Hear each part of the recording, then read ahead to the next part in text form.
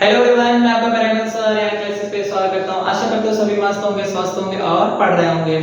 तो आज की वीडियो में हम पढ़ने वाले हैं system of linear equation matrix से डायरेक्ट 14 नंबर का हमारे सेमेस्टर्स में आता है, ठीक है, जो कि बहुत इंपॉर्टेंट ये क्वेश्चन है। जिन बच्चों को डिफरेंशियल इक्वेशन या फिर डिफरेंशिएशन में प्रॉब्लम होती है या फिर उन्हें मैथ्स टफ लगती है, उनके लिए टॉपिक्स बहुत इंपॉर्टेंट होने वाले हैं, जिससे कि वो पेपर में अपना नंबर स्कोर कर पाए, ठीक है। और एक चीज मैं आपको यहाँ बताने वाला हूँ, कभी भी जीवन में कोई भी काम स्टार्ट करिए तो कॉन्फिडेंस के साथ करिए। बाय जब तक अपने आप पे बच्चा कॉन्फिडेंस नहीं होगा, आप कोई भी काम नहीं कर पाएंगे, ठीक है। हालांकि ये मैथ से 10 बार लगाने के बाद आता है। बहुत से बच्चे के कमेंट आ रहे थे, सर मैं मैथ में कुछ नहीं कर पाऊंगा, मैं मैथ में फेल हो गया हूँ, मेरा मैथ में बैक लग जाएगा। तो ऐसा कुछ नहीं, मैं बैक नहीं लगने दूंगा आपका। एक एक चीज, एक एक इंपॉर्टेंट क्वेश्चन मैं आपको बताऊंगा और उन्हीं पे आपको काम करना है, ठीक है। गारंटेड है आपके सेमेस्टर्स में बहुत अच्छे नंबर आएंगे। आज हम सीखने वाले हैं सिस्टम ऑफ लीनियर इक्वेशन की कैसे बहुत ही अच्छे तरीके से सॉल्व कर देंगे, ठीक है, विद इन 5 मिनट्स। हालांकि अभी अब जब मैं बताऊंगा कि थोड़ा सा आपको समय लगेगा, ठीक है, लेकिन जब आप सीख जाएंगे तो आप 5 मिनट में system of linear equation solve करने लगेंगे। तो पेन और कॉपी ले लीजिए मेरे साथ, देखते हैं सिस्टम ऑफ लीनियर इक्वेशन कैसे सॉल्व होता है, ठीक है। चैनल को फॉलो और लाइक और सब्सक्राइब करना मत भूलिएगा। तो आइए देखते हैं बच्चों, सबसे पहले हमारे पास क्वेश्चन क्या है। क्वेश्चन है test for consistency and solve. कुछ इस प्रकार का लिख के आता है और 3 या 4 इक्वेशन आपको देखने को मिलेंगे, ठीक है, जैसे कि 1 2 3 है। सबसे पहले मैं बता दूं, सिस्टम ऑफ लीनियर इक्वेशन में 3 कंडीशन होते हैं, ठीक है, और ये 2 टाइप के होते हैं। कितने टाइप के होते हैं? 2 टाइप के होते हैं। पहला क्या? एक तो होमोजीनियस एंड दूसरा नॉन होमोजीनियस, ठीक है। 2 टाइप के होते हैं मित्रों, ठीक है, एक तो होमोजीनियस, दूसरा नॉन होमोजीनियस। होमोजीनियस क्या होते हैं? जो इक्वल टू के सारे एलिमेंट्स क्या होते हैं? 0 होते हैं। यानी कि अगर यहाँ पे 5 13 और 22 है ना, तो ये 0 होंगे होमोजीनियस में। ये क्या होंगे? 0 होंगे, ये सारे 0 होंगे, है ना। तो उस टाइप की जो हमारी इक्वेशन कहलाते हैं वो क्या कहलाते हैं? होमोजीनियस इक्वेशन कहलाते हैं, ठीक है। जिनमें 0 नहीं होते उन्हें हम कहते हैं नॉन होमोजीनियस, ठीक है। क्लियर बात? अब देखिए जरा ध्यान से, हम आज पढ़ने वाले नॉन होमोजीनियस, फिर इसके अगला जो लेक्चर आएगा वो होमोजीनियस का आएगा, ठीक है। यहाँ पे देखिए 3 कंडीशन होते हैं इस टाइप के क्वेश्चन सॉल्व करने में। आपको बेसिकली यही 3 कंडीशन चेक करने होते हैं। पहला क्या? यूनिक सॉल्यूशन बन रहा है कि नहीं, उसका क्या है? यूनिक सॉल्यूशन का कंडीशन है कि जो रैंक ऑफ ए बी है, यानी कि ऑगमेंटेड मैट्रिक्स, वो रैंक ऑफ ए के इक्वल होगी तो क्या होगा? यूनिक सॉल्यूशन होगा। ऑगमेंटेड मैट्रिक्स क्या, घबराने की जरूरत नहीं है, मैं अभी चीजें सारी बताऊंगा यहाँ पे, ठीक है। नेक्स्ट वन आता है नो सॉल्यूशन। नो सॉल्यूशन में क्या है? जो ए बी का ऑगमेंटेड मैट्रिक्स है वो इक्वल नहीं होगा ए के, ठीक है। फिर थर्ड आता है infinite solution, which is augmented matrix का रैंक जो है वो ए के इक्वल तो होगा बट अननोन के इक्वल नहीं होगा। यानी कि कहने का मतलब क्या है? अननोन क्या है यहाँ पे? अननोन हमारे x y z वेरिएबल्स हैं, ठीक है। अननोन फंक्शन यहाँ पे क्या है? x y z है, उनके इक्वल नहीं होगा, ठीक है। अभी मैं चीजें बताऊंगा, आपको घबराने की जरूरत नहीं है। फिलहाल हमारी ये 3 कंडीशन है जो कि हमें इस क्वेश्चन में चेक करने होते हैं, ठीक है। सॉल्व किसमें करना होता है? केवल अगर यूनिक सॉल्यूशन आता है तो, यानी कि ऑगमेंटेड मैट्रिक्स भी 3 है मान लेते हैं एक समय के लिए, और हमारा रैंक ऑफ ए मैट्रिक्स भी 3 है, तो यहाँ पे क्या आता है? हमें सॉल्व करना पड़ता है। बाकी इन दोनों कंडीशन में सॉल्व नहीं करना पड़ता है। तो आइए देखते हैं हमारे क्वेश्चन में क्या दिया है। Test for consistency and solve, 3 equation है। सबसे पहला काम सॉल्यूशन करते समय हमें ध्यान देना है, क्या ध्यान देना है? We write in the matrix form. हम तीनों इक्वेशन को मैट्रिक्स फॉर्म में लिखेंगे, which is equal to ax equal to b, ठीक है। ए हमारा क्या है? ये देखिए जो कोफिशिएंट है x y z के 2 3 2 2 3 2 3 माइनस 3 है यहाँ पे, तो माइनस साइन भी लेंगे, ठीक है। 1 है यहाँ पे, प्लस का ये y है, ठीक है, और यहाँ पे 19 है, ठीक है। अब देखिए यहाँ पे कितना है? 7 माइनस 3 माइनस 47, मैंने एज इट इज लिख दिया, दैट इज ए मैट्रिक्स, ठीक है। x क्या? Unknown variables x y z लिख दिया, ठीक है, equal to b। b matrix क्या है? ये नंबर जो कोफिशिएंट इक्वल है, इक्वल टू के 5 13 22 5 13 22, ठीक है। अब क्या हम बताएंगे, ऑगमेंटेड मैट्रिक्स। ऑगमेंटेड मैट्रिक्स क्या होती है सर, बेसिकली ए और बी मैट्रिक्स एक साथ हम लिखते हैं और रैंक निकालते हैं उनका, उसे क्या कहते हैं, ऑगमेंटेड मैट्रिक्स कहते हैं, जो ए और बी मैट्रिक्स दोनों साथ में होती है, विच इज हम इसका नाम क्या दे दिए, सी। ए और बी मैट्रिक्स मिलके ऑगमेंटेड मैट्रिक्स बना रही है, जो कि जिसका नाम क्या है हमारा, सी मैट्रिक्स है। अब देखिए ऑगमेंटेड मैट्रिक्स में हमें करते क्या है, एज इट इज मैंने ए मैट्रिक्स को लिख दिया है, देख सकते हैं एज इट इज मैंने ए मैट्रिक्स को लिख दिया है और बी मैट्रिक्स को लिख दिया। ऑगमेंटेड जब साइन रहता है ना तो मैं ऐसे डॉट डॉट करके लिखना पड़ता है, ठीक है, आप ऐसे नहीं लिख सकते, अगर मैं इसको मिटा दूं तो ये गलत है। ऑगमेंटेड है तो बीच में हमें यहाँ पे बॉर्डर लगाना पड़ेगा। अब देखिए जरा ध्यान से, काम क्या करना है हमें, जब भी ऑगमेंटेड मैट्रिक्स बन जाए तो हमें लोअर एलिमेंट्स क्या करने हैं, जीरो करने हैं, यानी कि हमें अपर ट्रायंगुलर मैट्रिक्स बनाना है। अपर ट्रायंगुलर मैट्रिक्स क्या होता है, लोअर एलिमेंट्स जीरो होते हैं। अच्छा ये तो बहुत बड़ा मुश्किल हो गया, कैसे अब लोअर एलिमेंट्स को जीरो बनाएं, तो बहुत इजी है, बता रहा हूं कैसे जीरो बनेगा। आपको कुछ नहीं करना है, रैंक निकालने के लिए क्या करना है, इस कॉलम में फर्स्ट कॉलम में दूसरा और तीसरा, जैसे कि 3/3 का है, अगर 4/4 का होता तो भी आप ऐसे करेंगे, तो मुझे इसी कॉलम में फर्स्ट रो को छोड़ के सारे एलिमेंट क्या करने हैं, जीरो करने हैं, क्योंकि मुझे देखिए ना इनको जीरो करना है, इनको जीरो करना है, इनको और इनको तो करना नहीं, तो मैं पहले ये दोनों जीरो करूंगा। उसके लिए क्या ऑपरेशन लगाऊंगा, रो ऑपरेशन लगाऊंगा, कॉलम नहीं लगता है, ठीक है। रो ट्रांसफॉर्मेशन ऑपरेशन यहाँ पे मैं लगाऊंगा, जो कि क्या होगा, ये दो कॉलम को जीरो कर देगा।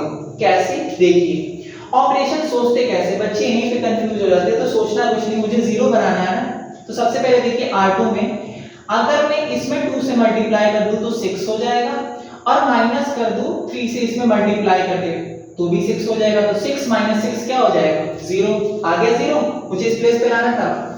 सेकंड, यहाँ देखिए यहाँ पे 2 है, यहाँ पे 2 है, तो हम डायरेक्ट माइनस कर सकते हैं, R3 - R1। अब कितने बच्चे क्या करते हैं, उल्टा ऑर्डर लिख देते हैं, R3 = R1 - R3। नहीं, यहाँ से कैसे लिखना है हम आपको बताते हैं। R2 लिखा है ना, तो R2 का ऑपरेशन ही किसी ऑपरेशन से माइनस होगा या प्लस होगा। R3 लिखा है ना, तो पहले R3 का ही ऑपरेशन किसी ऑपरेशन से माइनस या प्लस होगा। क्लियर है। अब देखिए जरा ध्यान से, फर्स्ट वाले में तो हम कुछ भी नहीं कर रहे हैं, ये फर्स्ट वाला रो है, R1 R2 R3, तो एज इट इज फर्स्ट वाले रो को लिख लेंगे। एक चीज और, जो चेंजमेंट यहाँ होगी वही चेंजमेंट यहाँ होगी। कैसे, अभी बता रहा हूँ। R1 पे कुछ नहीं मैंने लगाया ऑपरेशन, तो R1 के एलिमेंट्स को वैसे ही लिख दिए। अब देखिए यहाँ पे ऑपरेशन लगाइए, 2 3 = 6 -3 R1 क्या है ये -6, तो 6 - 6 कितना हो जाएगा, 0। अब यहाँ पे आ जाओ, 2 1 = 2 माइनस अब क्या करेंगे, 3 3 = 9, माइनस क्या हो जाएगा, प्लस हो जाएगा, तो 9 और 2 कितना हो जाएगा, 11। ठीक है। अब यहाँ पे आ जाइए, -3 है, 2 से मल्टीप्लाई करेंगे कितना आ जाएगा, -6, माइनस बीच में लगाइए, 3 × 7 कितना हो जाएगा, 21। माइनस माइनस प्लस होता है, लेकिन साइन माइनस का है, 21 और प्लस 6 कितना हो जाएगा, 27 माइनस का, क्योंकि माइनस माइनस प्लस होता है, साइन माइनस का।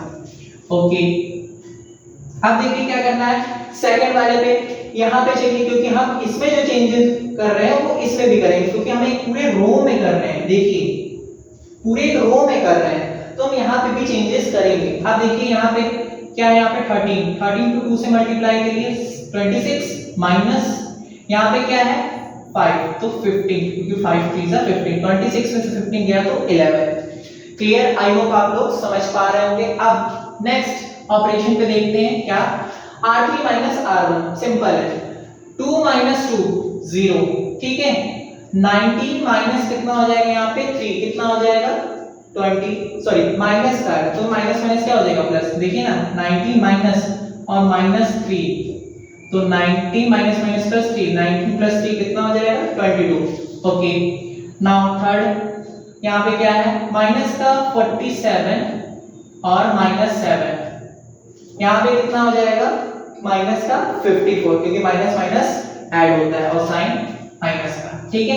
अब देखिए जरा ध्यान से, यहाँ पे 22 - 5 70, 22 - 5, क्योंकि R3 - R1, ठीक है।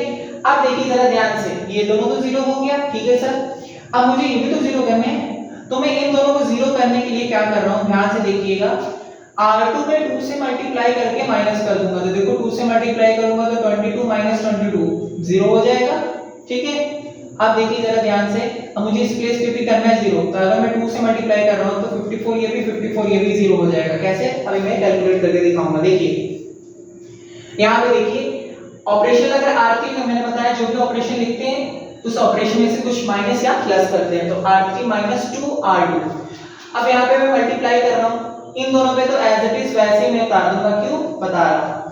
फर्स्ट वाले पे कोई ऑपरेशन लगा नहीं लगा, उसको वैसे ही लिख दीजिए पूरा, ठीक है, वैसे ही लिख दिया, ये 7 है, ठीक है, कंफ्यूज मत होना, उसको वैसे ही मैंने लिख दिया। अब देखिए जरा ध्यान से, ये दोनों को भी मैं वैसे ही लिख दूंगा, क्यों, क्योंकि 0 माइनस 2 मल्टीप्लाई करूंगा 0 में तो उतना ही तो मुझे मिलेगा।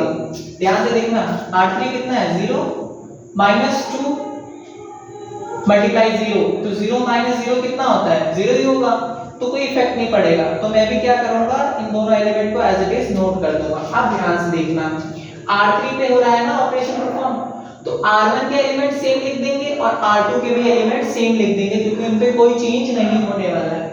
R3 पे देखिए क्या हो रहा है change, R3 minus 2 R1, R3 minus 2 R1 देखिए 2 से मल्टीप्लाई होगा तो 22 माइनस 22 0। यहाँ पे देखिए R3 कितना माइनस का 54, यहाँ पे देखिए 2 मल्टीप्लाई करना है इसमें, तो मल्टीप्लाई करना है माइनस के 27 इंटू 2, यहाँ ध्यान दीजिएगा, ठीक है, माइनस का 54 और ये माइनस जो हम यहाँ परफॉर्म कर रहे हैं और ये माइनस इसका है ना, तो ये कितना हो जाएगा माइनस माइनस प्लस का 54। अब प्लस माइनस क्या होता है 0, 0 आ गया, ठीक है। अब देखिए यहाँ पे ध्यान से R3 माइनस 2 R2, तो 17 माइनस यहाँ पे देखिए 2 मल्टीप्लाई करेंगे तो 22, 17 में से 22 गया तो कितना आएगा माइनस का 5, ओके, ठीक है, आ गया। अब देखिए ध्यान से, हमने सारे प्लेसेस पे 0 ले आए, हमारा बन गया है लोअर ट्रायंगुलर प्लेसेस पे हमने सारा 0 ले आया, ठीक है। अपर ट्रायंगुलर मैट्रिक्स हमारी बन चुकी है। अब देखिए यहाँ पे कितनी रैंक है इस ऑगमेंटेड मैट्रिक्स की, वो पता करिए जरा ध्यान से। तो इस ऑगमेंटेड मैट्रिक्स की रैंक जो है ना, यहाँ पे मैं लिख देता हूँ, क्योंकि CY ऑगमेंटेड मैट्रिक्स की रैंक जो है वो नॉन जीरो एलिमेंट 3 है, तो कितनी रैंक हो जाएगी ऑगमेंटेड मैट्रिक्स की 3 रैंक हो जाएगी। कैसे, नॉन जीरो एलिमेंट, ये दोनों हम कंपेयर करेंगे, यहाँ पे 0 नहीं है यानी कि नॉन जीरो रो, यहाँ पे भी 0 नहीं है यानी कि नॉन जीरो रो, यहाँ पे भी 0 नहीं है यानी कि नॉन जीरो रो, तो ये क्या हो जाएगा, ऑगमेंटेड मैट्रिक्स क्या हो जाएगी, इसकी रैंक क्या हो जाएगी 3 हो जाएगी।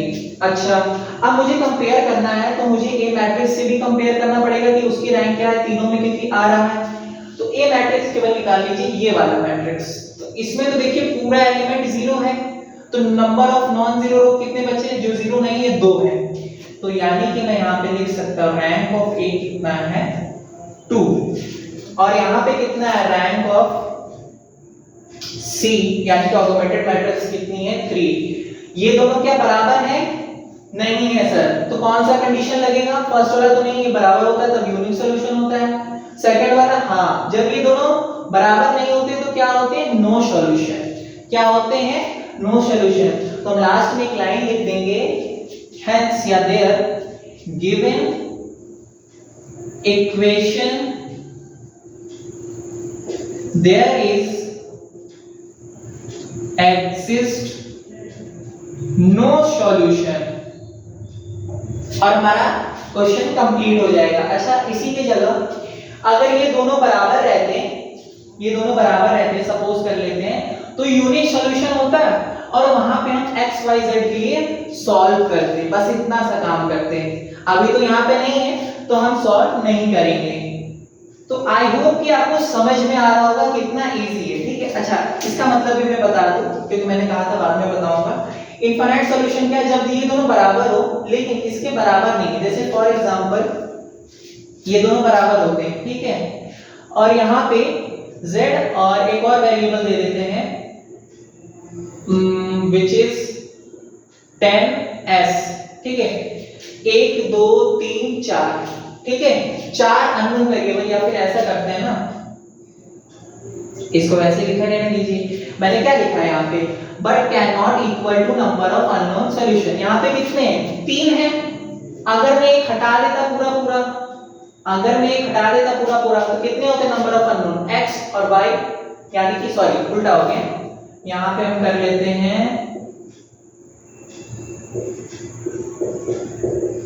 एक पूरी रो या एक पूरी कॉलम हटा देते हैं। तो देखिए यहाँ पे मेरे पास कितने बचे, y और z, एक नहीं है, यानी कि 3 आया, लेकिन हमारे पास अननोन नंबर कितने हैं, 2 ही है, y z अननोन यानी कि जो हमें पता नहीं है, ठीक है, y z कितने, 2 ही है, तो ये इक्वल नहीं है। उस केस में क्या होता है, हमारा इनफाइनाइट सॉल्यूशन होता है। क्या होता, इनफाइनाइट सॉल्यूशन होता है। सिस्टम ऑफ लीनियर इक्वेशन की यही 3 कंडीशन है। आज हम लोगों ने बात किया था इस पे, नॉन होमोजेनियस पे, ठीक है। अगला लेक्चर आएगा होमोजेनियस पे, उससे पहले मैं एक क्वेश्चन कराऊंगा यूनिक सॉल्यूशन का, जिसमें हम x y z के लिए सॉल्व करेंगे। आशा करता हूं कि आप सभी को समझ में आया होगा।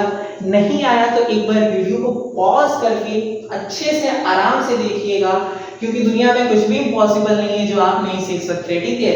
याद रखिएगा, आप लोग अपने मम्मी पापा के ब्राइट फ्यूचर हो, तो उनके खुशियों के लिए पढ़िए, ठीक है। मैं आपका प्यारा आनंद सर, मिलता हूँ नेक्स्ट वीडियो में, तब तक के लिए tata bye bye, good night.